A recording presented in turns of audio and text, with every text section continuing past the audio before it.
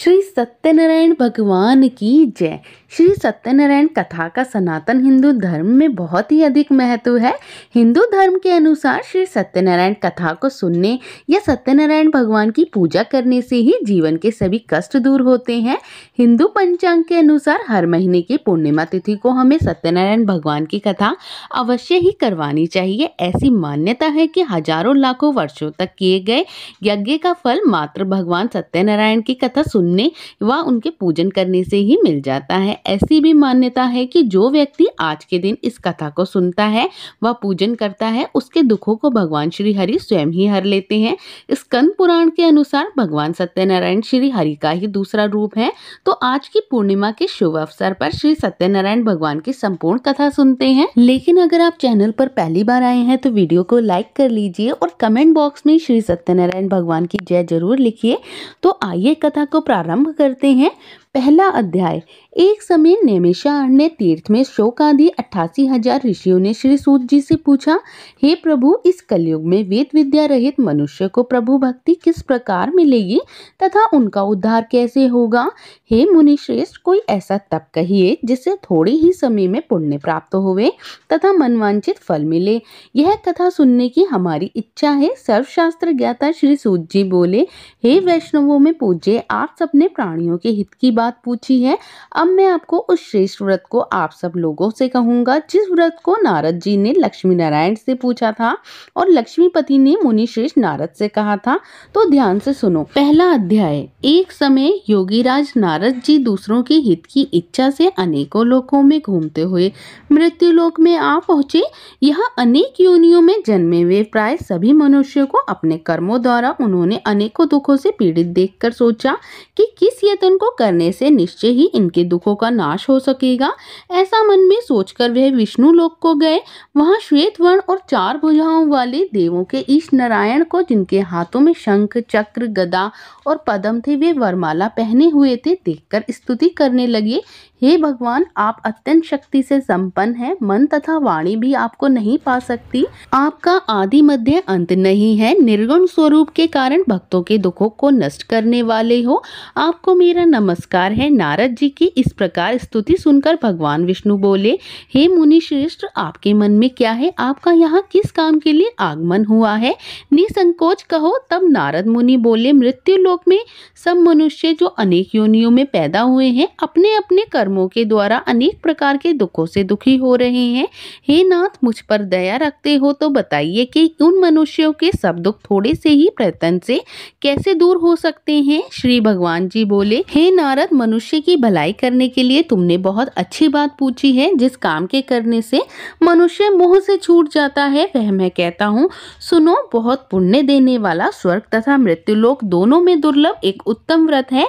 आज मैं प्रेमवश होकर तुमसे कहता हूँ, सत्यनारायण का यह व्रत अच्छी तरह विधान पूर्वक करने से मनुष्य तुरंत ही सुख भोग कर मरने पर मोक्ष को प्राप्त होता है। श्री भगवान के ऐसे वचन सुनकर नारद मुनि बोले कि उस व्रत का फल क्या है, विधान क्या है, किसने यह व्रत किया है और किस दिन यह व्रत करना चाहिए, विस्तार पूर्वक कहिए।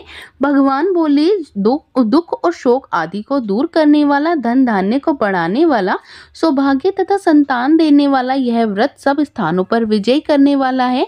भक्ति और श्रद्धा के साथ किसी भी दिन मनुष्य श्री सत्यनारायण जी की शाम के समय ब्राह्मण और बंधुओं के साथ धर्मपरायण होकर पूजा करे। भक्ति भाव से नवेद, केले का फल, घी, दूध, गेहूं का चूर्ण सवाया लेवे। गेहूं के अभाव में साठी का चूर्ण, शक्कर, गुड़ ले सब भक्षण योग्य पदार्थ जमा करके भगवान को अर्पण कर देवे। बंधुओं सहित ब्राह्मणों को भोजन करावे। तपस्या स्वयं भोजन करे।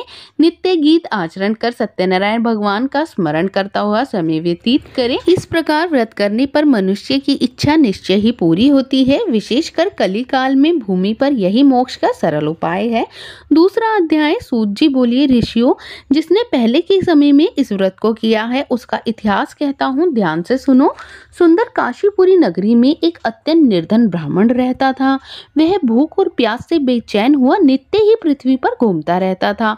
ब्राह्मणों से प्रेम करने वाले भगवान ने ब्राह्मण को दुखी देखकर बूढ़े ब्राह्मण का रूप धरकर उसके पास जा आदर के साथ पूछा, हे विप्र, नित्य ही दुखी हुआ पृथ्वी पर क्यों घूमता है? श्रेष्ठ ब्राह्मण, यह सब मुझसे कहो, मैं सुनना चाहता हूँ। ब्राह्मण बोला, मैं निर्धन ब्राह्मण हूँ, भिक्षा के लिए पृथ्वी पर फिरता हूँ। हे भगवान, यदि आपके पास इसका कोई उपाय जानते हो तो कृपा पूर्वक मुझसे कहो।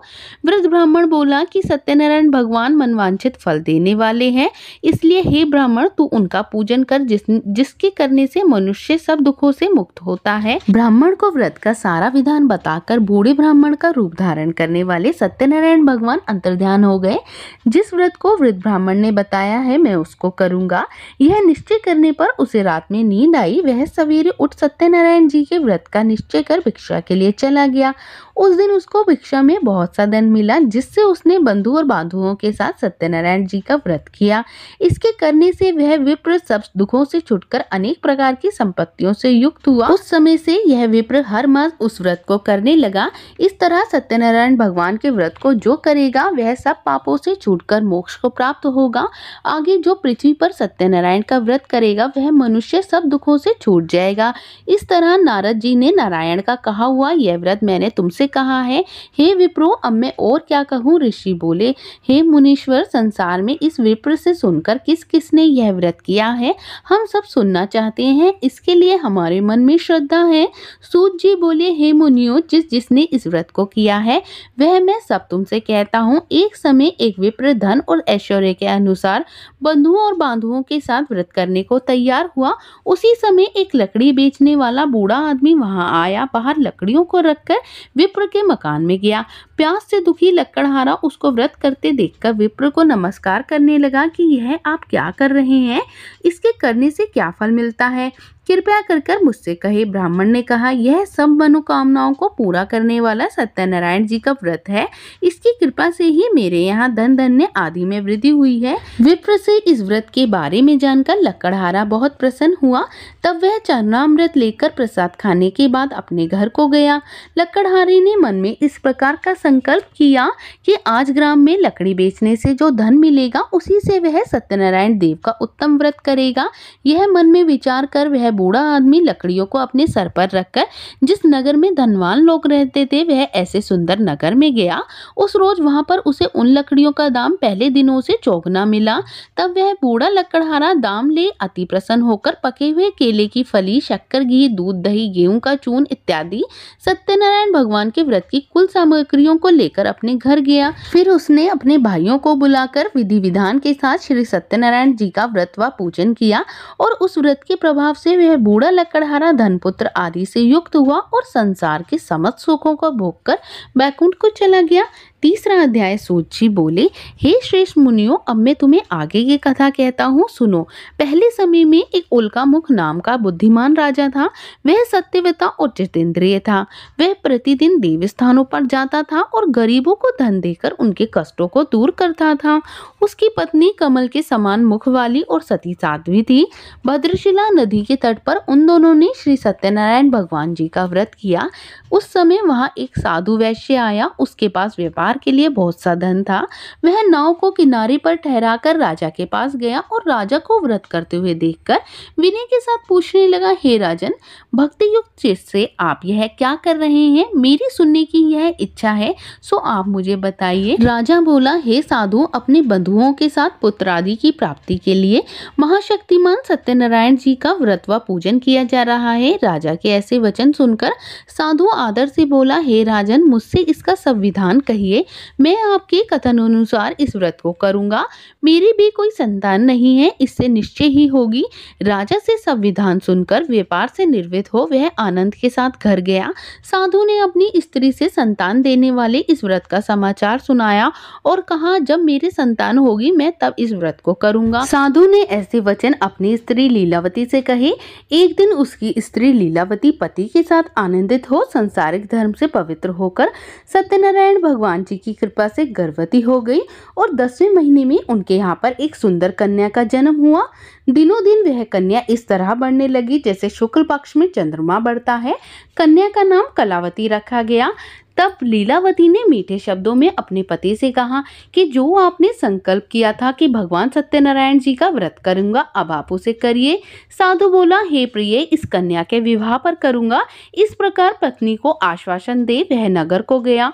कलावती पितृगृह में वृद्धि को प्राप्त हो गई और साधु ने नगर में जब सखियों के साथ अपनी पुत्री को देखा तो तुरंत ही दूत को बुलाकर कहा कि पुत्री के वास्ते कोई सुयोग्य वर को देख कर लाओ।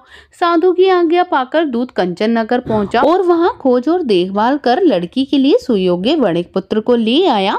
उस सुयोग्य लड़के को देखकर साधु ने अपने बंधु बांधवों सहित प्रसन्नचित होकर अपनी पुत्री का विवाह उसके साथ कर दिया, किंतु दुर्भाग्य से उस समय भी उस व्रत को करना भूल गया।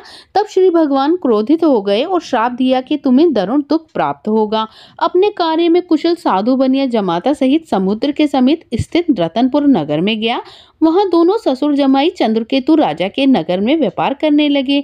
एक रोज भगवान सत्यनारायण जी की माया से प्रेरित होकर कोई चोर राजा का धन चुराकर भागा जा रहा था, किंतु राजा के दूतों को आता देखकर चोर ने घबराते हुए भागते हुए राजा का सारा धन वहीं पर चुपचाप रख दिया जहां पर वो दोनों ससुर जमाई ठहरे हुए थे। जब दूतों ने उस साधु और वैश्य के पास राजा का रखा हुआ धन देखा तो दोनों को बांधकर ले गए और प्रसन्नता से दौड़ते हुए राजा के समीप जाकर बोले, यह दो चोर हम पकड़ कर लाए हैं, देखकर आज्ञा दीजिए।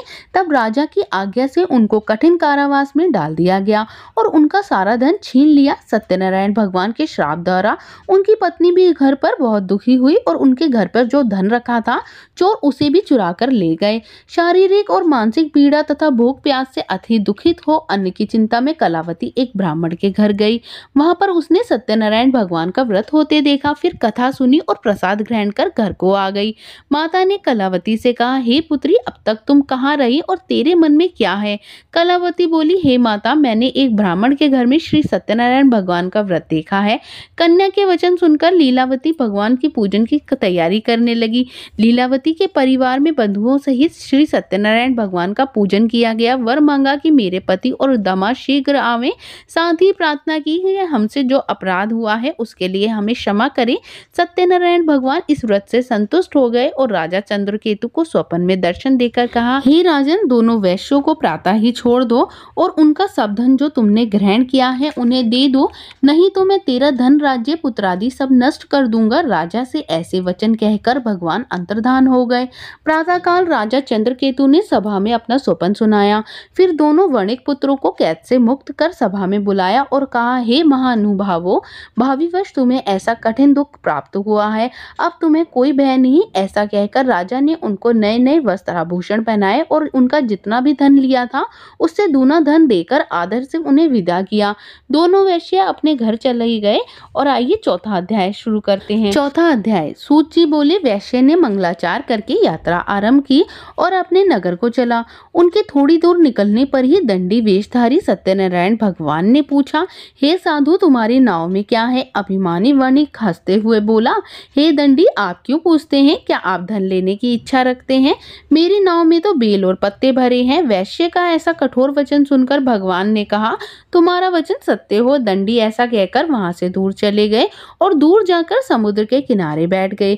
दंडी के जाने पर वैश्य ने नित्य क्रिया करने के बाद जब नाव को ऊंची उठा देखा तो अचंबा किया और नाव में बेल पत्ते आदि को देखकर मूर्छित होकर जमीन पर गिर पड़ा। फिर मूर्छा खुलने पर अत्यंत शोक प्रकट करने लगा। तब दामाद बोला कि आप शोक ना करें, यह दंडी का श्राप है। अंततः हमें उसकी शरण में ही चलना चाहिए, तभी हमारी मनोकामना पूरी होगी। दामाद के ऐसे वचन सुन दंडी के पास पहुंचा, अत्यंत भक्ति भाव से नमस्कार करके बोला, मैंने जो आपसे असत्य वचन कहे हैं उसके लिए हमें क्षमा करो। ऐसा कहकर महान शोकातुर होकर रोने लगा। वह दंडी भगवान बोले, हे वणिक पुत्र, मेरी आज्ञा से बार बार तुम्हें दुख प्राप्त हो रहा है तो मेरी पूजा से विमुख हुआ है। साधु बोला, हे भगवान, आपकी ही माया है, ब्रह्मा आदि भी आपके रूप को नहीं जानते, मैं अज्ञानी कैसे जान सकता हूँ। अब आप प्रसन्न होइए, मैं सामर्थ्य अनुसार आपकी पूजा करूंगा, मेरी रक्षा कीजिए, पहले के समान नौका में धन भर दीजिए। उसके भक्ति युक्त वचन सुनकर भगवान प्रसन्न हो उसकी इच्छा अनुसार वर देकर अंतर्धान हो गए। तब उन्होंने नाव पर आकर देखा कि नाव धन से परिपूर्ण है। फिर वह भगवान सत्यनारायण का पूजन कर साथियों सहित अपने नगर को चला। जब अपने नगर के निकट पहुंचा तब दूत को घर भेजा। दूत ने साधु के घर जाकर स्त्री को नमस्कार कर कहा कि साधु अपने दामाद सहित इस नगर के समीप आ गए हैं। ऐसा वचन सुन साधु की स्त्री ने बड़े ही हर्ष के साथ सत्यदेव भगवान का पूजन कर पुत्री से कहा, मैं अपने पति के दर्शन को जाती हूँ, तू कार्य पूर्ण कर शीघ्र आना। माता के ऐसे वचन सुनकर कलावती प्रसाद छोड़कर पति के पास गई। प्रसाद की अवज्ञा के कारण सत्यदेव रुष्ट हो गए और उसके पति को नाव सहित पानी में डुबो दिया। कलावती अपने पति को ना देखकर रोती हुई जमीन पर गिर गई। इस तरह नौका को डूबा हुआ और कन्या को रोता हुआ देख साधु दुखी हो बोला, हे प्रभु, मुझसे या मेरे परिवार से जो भूल हुई है उसके लिए क्षमा करो। उसके दीन वचन सुनकर सत्यदेव प्रसन्न हो गए और आकाशवाणी हुई, हे साधु, तेरी कन्या मेरे प्रसाद को छोड़कर आई है, इसीलिए उसका पति अदृश्य हुआ है। ऐसी आकाशवाणी सुनकर कलावती ने घर पहुंचकर प्रसाद खाया, फिर आकर पति के दर्शन किए। तपश्चात साधु ने बंधु बांधवों सहित सत्यदेव का विधि पूर्वक पूजन किया। इस प्रकार वे सब इस लोक में सुख भोग कर अंत में स्वर्गलोक को गए। और आइए 5वां अध्याय शुरू करते हैं। सूत जी बोले, हे ऋषियों, मैं एक और कथा कहता हूँ, सुनो। प्रजा पालन में लीन तुंगध्वज नाम का एक राजा था। उसने भी भगवान का प्रसाद त्याग कर बहुत ही दुख पाया। एक समय वन में जाकर वन्य पशुओं को मारकर वह बड़ के पेड़ के नीचे आया। वहां उसने ग्वालों को भक्तिभाव से बंधुओं सहित सत्यनारायण जी का पूजन करते देखा। राजा देखकर भी अभिमानवश वहां नहीं गया और ना ही नमस्कार किया। जब ग्वालों ने भगवान का प्रसाद उसके सामने रखा तो वह प्रसाद को त्याग कर अपनी नगरी को चला गया। वहां उसने अपना सब कुछ नष्ट पाया तो वह जान गया कि यह सब कुछ भगवान ने किया है। तब वह विश्वास कर ग्वालों के समीप गया और विधि पूर्वक पूजन कर प्रसाद खाया और सत्यनारायण देव की कृपा से सब कुछ पहले जैसा ही हो गया। फिर दीर्घ काल तक सुख भोग कर मरने के बाद स्वर्गलोक को गया। जो मनुष्य इस परम दुर्लभ व्रत को करेगा, भगवान की कृपा से उसे धन धन्य की प्राप्ति होगी। निर्धन धनी होता है और बंदी बंधन से मुक्त होकर निर्भय हो जाता है। संतानहीनों को संतान की प्राप्ति होती है तथा सब मनोरथ पूर्ण होकर अंत में बैकुंठ धाम को जाता है। व्यक्ति जिन्होंने पहले इस व्रत को किया है उनके दूसरे जन्म की कथा को कहता हूँ। वृद्धशदानंद ब्राह्मण ने सुदामा का जन्म लेकर मोक्ष को पाया और उल्कामुख नाम का राजा दशरथ होकर बैकुंठ को प्राप्त हुआ। साधु नाम के वैश्य ने मोरध्वज बनकर अपने पुत्र को आरे से चीरकर मोक्ष को प्राप्त किया। महाराज तुंगध्वज ने स्वयंभू होकर भगवान में भक्ति युक्त हो कर्म कर मोक्ष को प्राप्त किया। और इसी के साथ 5वां अध्याय पूर्ण हुआ। तो बोलो सत्यनारायण भगवान की जय, श्री सत्यनारायण स्वामी जी की जय। इसके पश्चात भगवान को भोग लगाइए, आरती कीजिए और प्रसाद का वितरण सभी में कीजिए। आनंद से रहिए।